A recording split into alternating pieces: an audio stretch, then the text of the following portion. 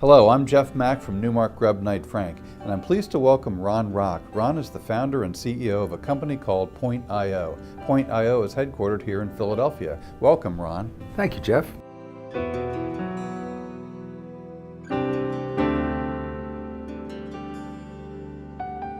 Point.io builds situational apps for work, specifically the enterprise. So what do I mean by situational apps? We're all used to using situational apps in our everyday life. We've become so accustomed to downloading apps from the App Store, and they do very specific things. So we have an app that tells us what time to get up in the morning, an app that tells us how to get from point A to point B, an app that tells us how many steps we took today, an app to order my latte. They're not an application for my entire day, but rather apps that help me get something done very specific to get a task done. Well, why can't we do the same thing at work?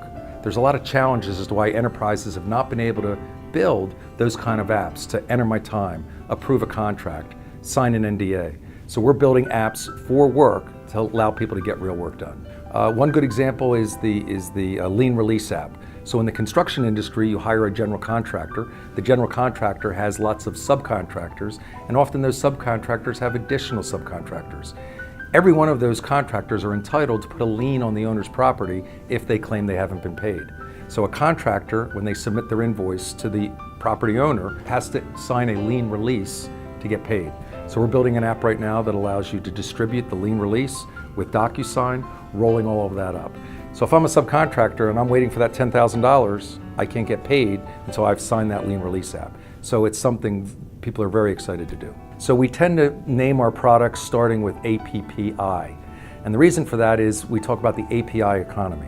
For people that don't know what the API is, the analogy I like to use is it's the outlet on the wall for your electricity, and the fact that you buy something at Best Buy with a UL tag on it. That UL tag is a contract. It says we agree that if you conform to the rules that we, the power company, declare, as long as you play by the rules, when you plug it in, we guarantee it's going to work. Well, APIs are the same thing for systems talking to systems, for your smartphone talking to back-end systems. APIs are clearly defined protocols that allow two systems to work together. And it's the way that people build mobile apps. So Apiflow is an API-enabled BPM engine. So I told you that Knowledge Rolls, we were in the BPM space. We've been in BPM for the last 25 years, my partners and I.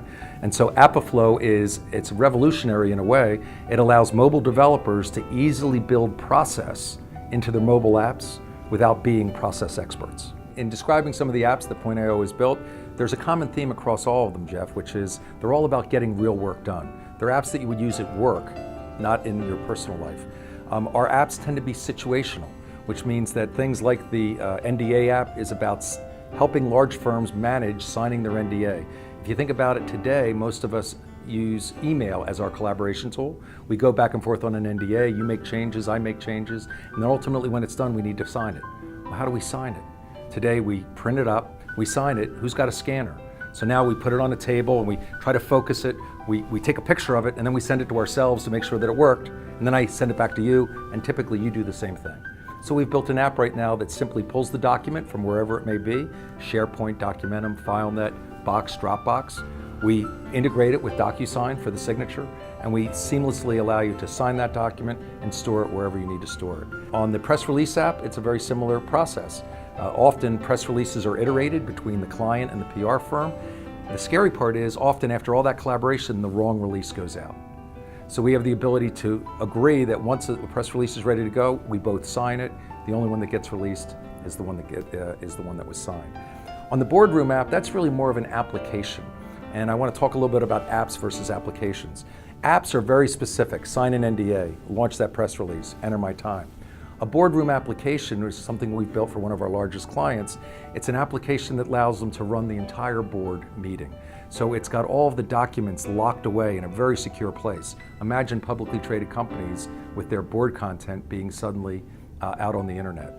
It's got voting, it's got a reading room, it's got all the capabilities of tasks so that every board member knows where to get what information, regardless of whether they're sitting in Hong Kong or sitting here in Philadelphia. And so that's the power of a complete application that you can build on our platform. I use that as the far extreme. At the other end of the extreme, you can build a throwaway app, an app that you're going to use just for a client, just for a prospect. Rather than sending them a proposal, competing for a piece of business, send them a link to an app. and the app would have your proposal, your picture, your LinkedIn profile, your bio, a document repository with DocuSign linked to it. So everything from complete applications, which can be hundreds of thousands of dollars and months to build, to a throwaway app that I configured in an hour and I deployed.